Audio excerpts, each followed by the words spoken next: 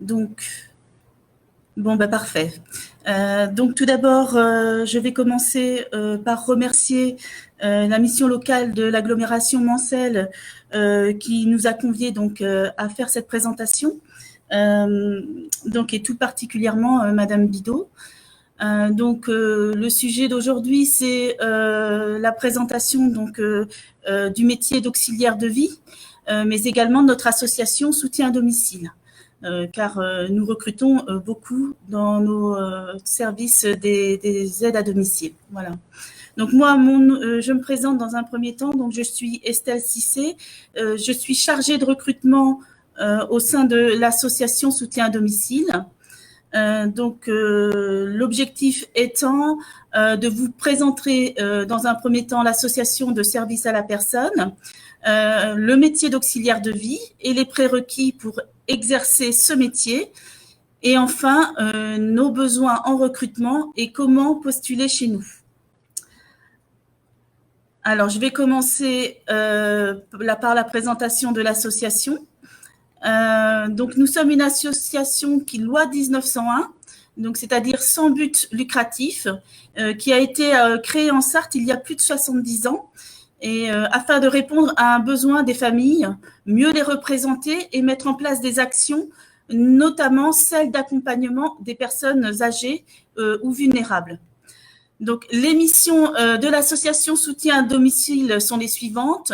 Donc, c'est aider les familles dans leurs tâches quotidiennes, favoriser le maintien à domicile des personnes âgées et accompagner les personnes en situation de handicap. Donc, notre association propose des services 7 jours sur 7 et est orientée essentiellement sur des missions, sur des actes de la vie essentiels, c'est-à-dire les toilettes, l'aide au repas, l'aide au lever et au coucher. Donc, il faut savoir qu'au sein de notre association, il existe des services complémentaires que je vais vous citer là maintenant. Donc, il y a l'association intermédiaire d'entraide familiale. Donc, elle propose par exemple des missions d'entretien du logement et de jardinage de manière ponctuelle mais régulière, mais aussi elle propose un accompagnement pour les personnes qui ont besoin d'être accompagnées vers un retour à l'emploi. Nous avons aussi la structure ADVM, donc c'est à domicile vivre mieux, qui propose des interventions uniquement en semaine et pour des prestations d'entretien du quotidien, c'est-à-dire plutôt du ménage. Une autre structure donc, qui s'appelle ADU Service. Donc là, c'est un service d'aide humaine, mais uniquement en semaine aussi, c'est-à-dire 5 jours sur 7. Ils ne travaillent pas les dimanches et jours fériés, ni les samedis d'ailleurs, donc pas le week-end, ni les dimanches et jours fériés. Donc ce service propose également du portage de repas. Et enfin, on a le service SOS Garde d'enfants, qui est un service de garde d'enfants à domicile. Donc ça, voilà pour la présentation de notre association. Maintenant, je vais vous présenter le métier d'auxiliaire de vie. Donc, pour permettre le maintien à domicile des personnes âgées, l'association, comme la nôtre, Soutien à domicile, embauche des aides à domicile sur toute la Sarthe. Donc, qu'est-ce qu'une aide à domicile ? Donc, une aide à domicile, c'est une personne qui va accomplir au domicile des personnes aidées un travail personnalisé qui répond à un besoin spécifique, tout en respectant l'autonomie de la personne aidée et en maintenant des activités sociales et le lien avec ses proches. Donc, les missions d'accompagnement et d'aide dans les actes de la vie quotidienne sont multiples. Donc, il va y avoir, par exemple, l'aide à l'hygiène corporelle. Donc, on va pouvoir faire les toilettes, l'habillage, le déshabillage. Il y a aussi mettre les bas de contention. On va aussi aider les personnes pour faire les transferts, les levées et les couchers. Tout ce qui concerne aussi l'alimentation, donc c'est-à-dire la préparation des repas, l'aide à la prise des repas, ça peut être les courses aussi. On peut aussi accompagner les personnes pour des aides aux sorties ou des promenades. Et les assistantes de vie vont être aussi présentes pour tout ce qui est entretien du cadre de vie. Alors, ça va être, par exemple, les tâches ménagères, comme faire les poussières, le sol, les vitres. Ça peut être aussi faire la vaisselle ou la réfection du lit. On va aussi avoir l'entretien du linge. Donc, par exemple, préparer les machines, repasser, ranger le linge.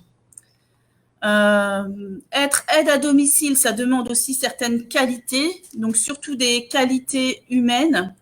Donc, on va demander aux aides à domicile de savoir s'adapter aux personnes, à leur environnement et à leur manière de vivre.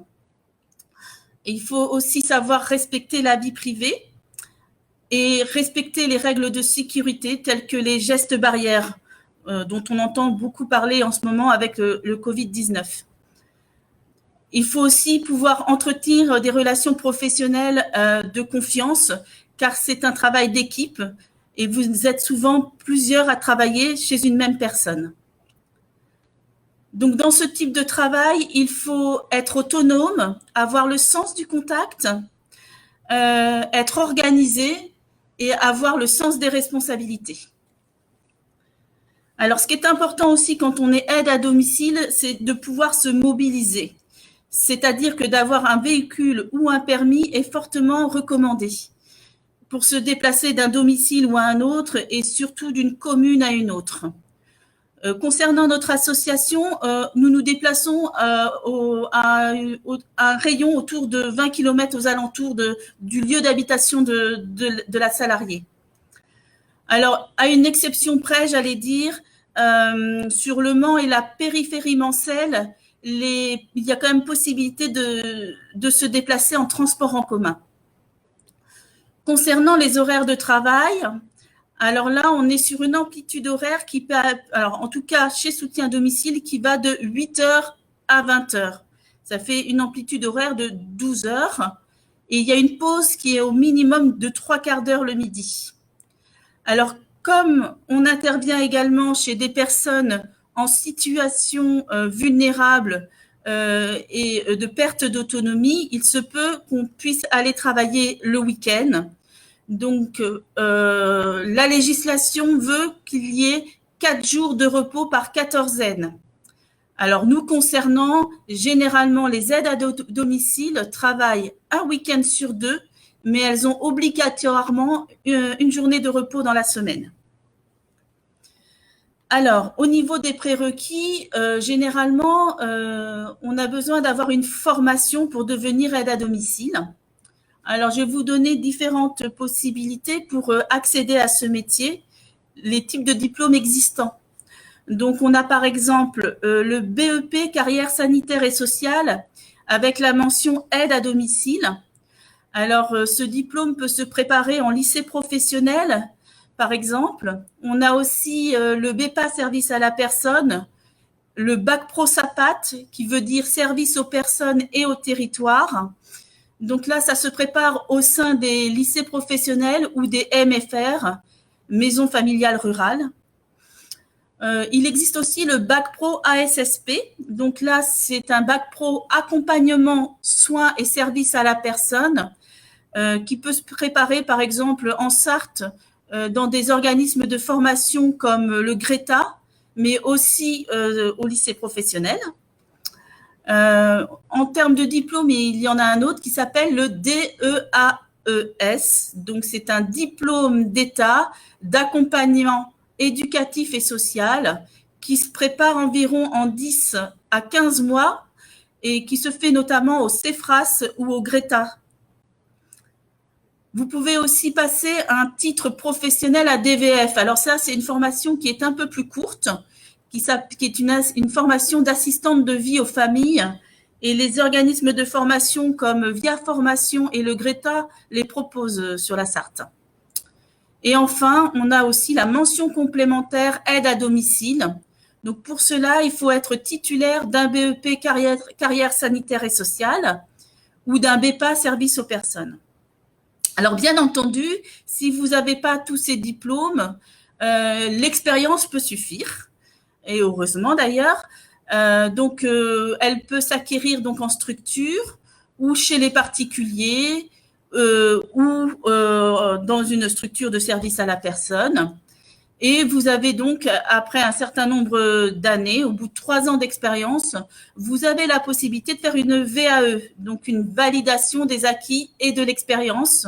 Donc ça, c'est pour valider vos compétences, en fait, dans le domaine de l'auxiliaire de vie.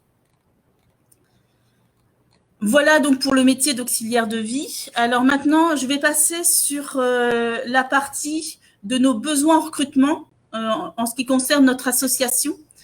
L'association Soutien à domicile, elle a des besoins sur toute la Sarthe. Ce sont des besoins récurrents toute l'année, mais également beaucoup de besoins sur la période estivale, donc qui s'étend du mois de juin jusqu'au mois de septembre inclus. Donc, j'allais dire, quel que soit votre profil, surtout n'hésitez pas à postuler si le métier d'aide à domicile vous intéresse, car les besoins sont nombreux. Notamment, si vous êtes inscrit chez Pôle emploi, on a la possibilité d'envisager une PMSMP. Alors, c'est une période de mise en situation en milieu professionnel qui se déroule sur 1 à 2 semaines, en fait, et qui vous permettra d'être sur le terrain et d'observer le métier d'aide à domicile. Cette année, nous allons organiser au sein de notre structure des informations préalables sur le métier d'aide à domicile qui va permettre aux candidats qui souhaitent travailler avec nous d'être préparés et accompagnés avant leur prise de poste. Donc, les avantages pour travailler au sein de notre structure sont assez nombreux parce qu'on propose un service de proximité avec des responsables de secteur répartis sur toute la Sarthe. On est divisé en tout en 16 zones de géographiques et qui permet aussi des interventions de proximité.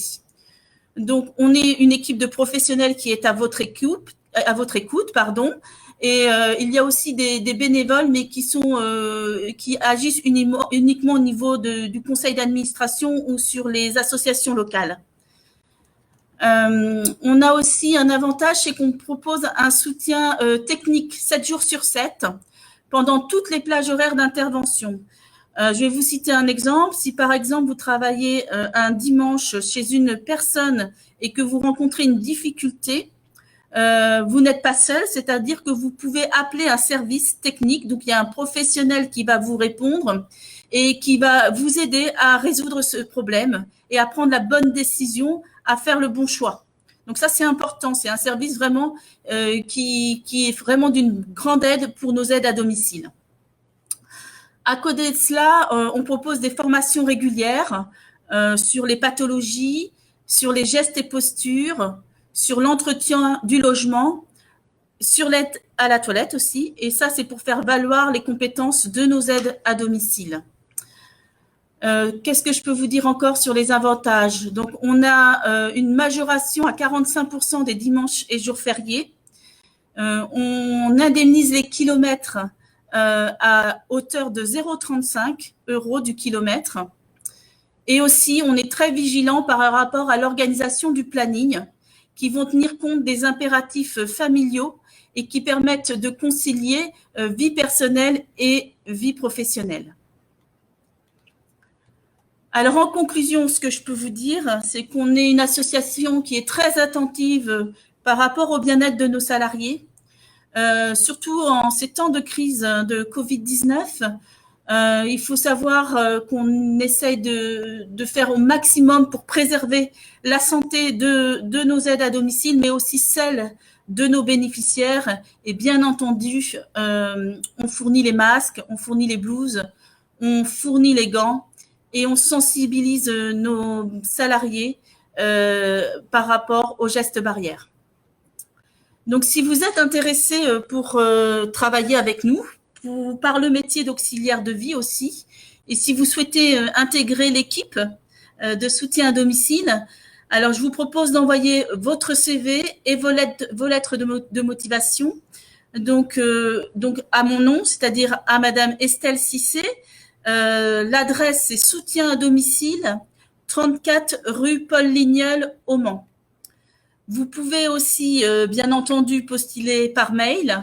Donc, l'adresse mail, c'est recrutement en minuscule et au pluriel, .sad, donc SAD, c'est soutien à domicile, en fait, @gmail.com.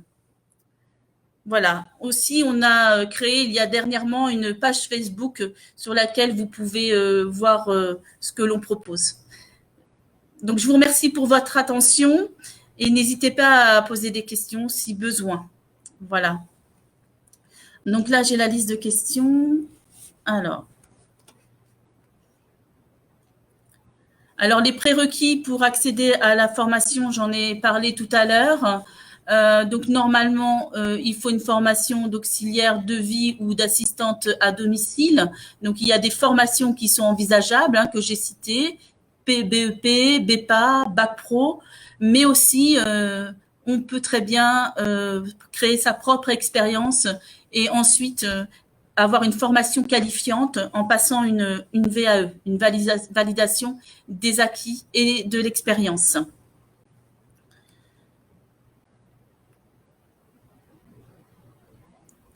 Alors, pour les formations responsables de secteur, alors ça, c'est, vous demandez si on fait des contrats de professionnalisation. Donc, à ma connaissance, on n'en a pas actuellement. Après, vous pouvez toujours postuler et faire une demande. Ça peut effectivement être une possibilité. Mais pour l'instant, on n'en a pas actuellement dans nos services. Maintenant, effectivement, il ne faut pas hésiter à envoyer votre CV. Et si vous cherchez un contrat de professionnalisation, on peut étudier votre demande. Donc, la mission locale propose aussi des PMSMP. Donc, c'est parfait. Voilà. Donc, au contraire, il y a un partenariat à développer là-dessus.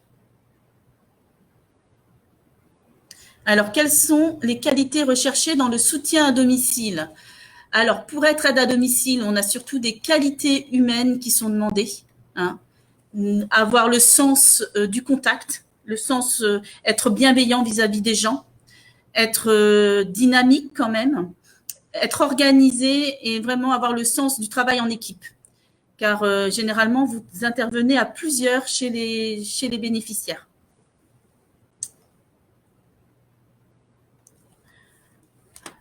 Alors, on a sur toute la Sarthe, je ne saurais pas vous dire combien il y a d'auxiliaires de vie, je sais qu'il y en a beaucoup, et sur le Mans aussi, mais je n'ai pas les chiffres en tête. Éventuellement, je pourrais vous les communiquer au besoin. Alors, le permis est quand même nécessaire si vous n'êtes pas sur le Mans. On me demande s'il est nécessaire d'avoir le permis. Alors, effectivement, quand on est dans les campagnes, en Sarthe, le permis est plutôt souhaitable parce qu'on se déplace quand même sur un rayon de 20 km aux alentours. Par contre, si vous habitez sur le Mans, il y a possibilité d'aménagement avec les transports en commun.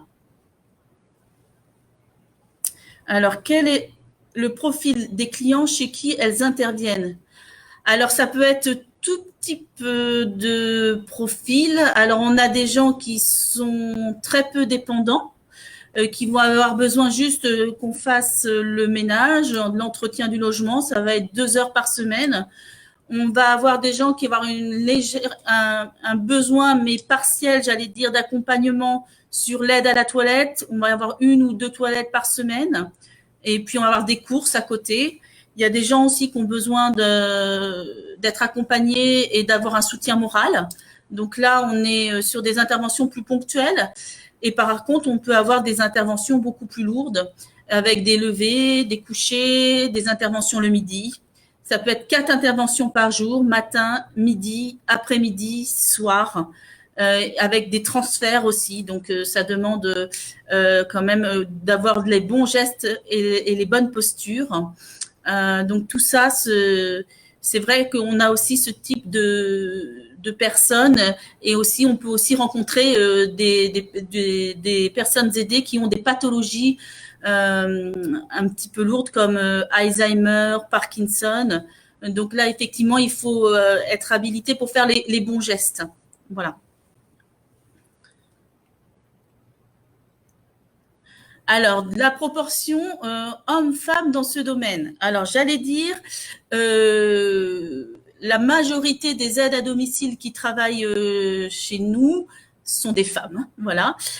Maintenant, bien entendu, c'est un poste qui peut être tout à fait mixte et on est tout à fait ouvert à des candidatures d'hommes.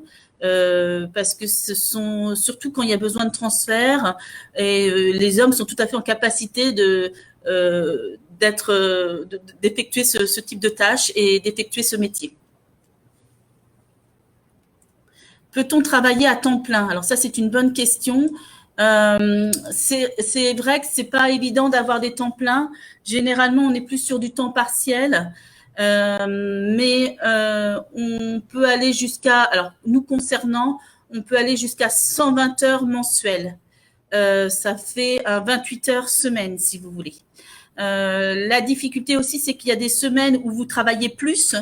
Lorsque vous travaillez de week-end, vous avez des semaines qui sont pratiquement temps plein, mais c'est la semaine où vous n'êtes pas de week-end où là, l'emploi du temps est moins surchargé en fait. Donc effectivement, on est plus sur du temps partiel. Voilà, donc après, il faut s'adapter en fait. Alors, faut-il une bonne condition physique pour exercer ce métier? Alors, j'allais dire oui, il faut être quand même plutôt eh bien, en forme, hein, c'est-à-dire pas avoir de problème de santé ni de problème de dos particulier, puisqu'on peut avoir quand même certains gestes, certaines postures qui vont être un petit peu bon, c'est des techniques à connaître et donc il faut quand même avoir une bonne santé physique, effectivement. Alors, la rémunération sur ce type de poste. Alors, ça dépend de votre qualification, bien entendu. C'est-à-dire que si vous n'avez pas de diplôme, vous allez commencer au SMIC. Après, une auxiliaire de vie sociale, elle a un taux horaire qui est au-delà du SMIC. Mais ça dépend du diplôme. On n'est pas, on peut pas, ça dépend vraiment de cela. Alors, comment recrutez-vous actuellement? Faites-vous des entretiens physiques? Alors actuellement, eh bien, on est comme tout le monde, on s'adapte à la situation. Donc, on essaye jusqu'à maintenant, on faisait des entretiens téléphoniques essentiellement. Donc, moi, j'ai développé beaucoup l'entretien téléphonique.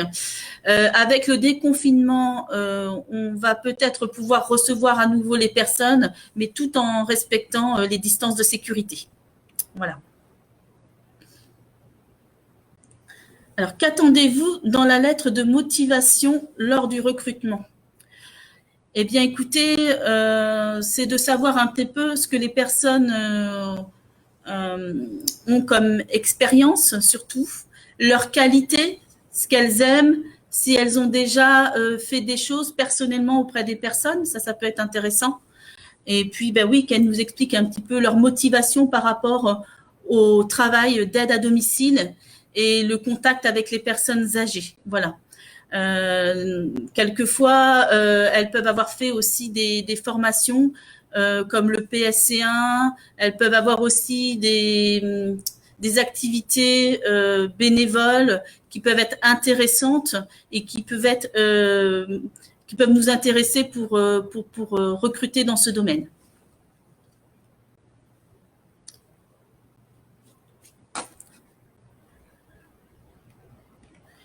Alors,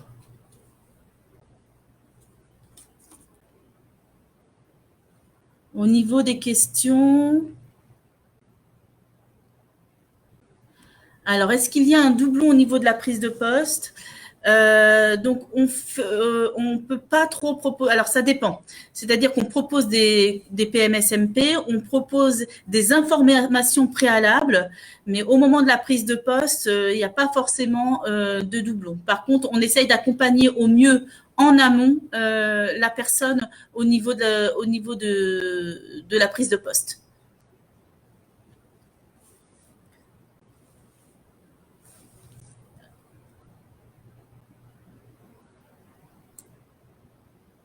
Est-ce que vous avez d'autres questions?